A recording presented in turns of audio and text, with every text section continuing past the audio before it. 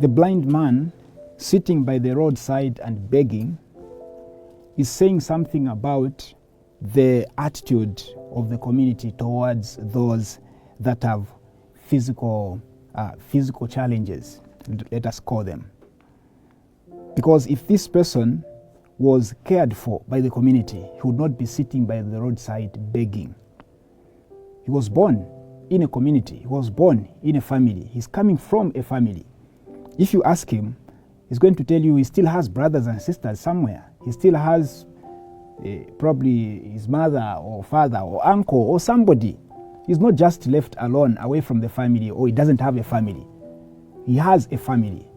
But he finds himself sitting by the roadside. And when you're sitting by the roadside, it's like that thing they say, you are sidelined, you know? You are pushed out, like you're not important. Otherwise, you would not be sitting on the roadside or by the roadside.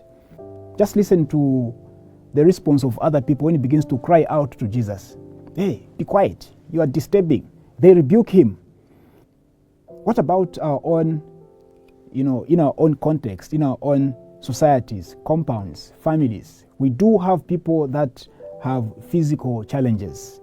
Are they also sitting by the roadside begging? Are they also crying out to Jesus for mercy?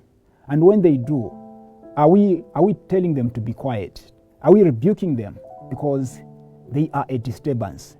Are they on the sidelines? It's something that we all need to think about. Some families even hide when they have a kid who has a physical challenge, physical disability. They hide them. They don't want you to know that there is such a child in their house. When you go to visit, this child is locked up somewhere, in some room, somewhere in some corner. Because this child is an embarrassment. People should not know that we have such a child. When you have a physical challenge, that does not take away anything from your humanity. You are just as a full human being as anybody else. And this is the mentality that we should all have. If one is born with one hand, it does not take away anything from their being a full human being. They are a full human being that should be treated just as a full human being. When it is time to go to church, we carry them.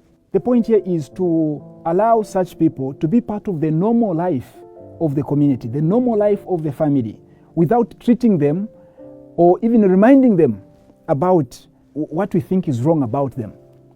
When we begin to treat them differently, they become just like this person sitting by the roadside begging, neglected. This person could be physically blind, yes.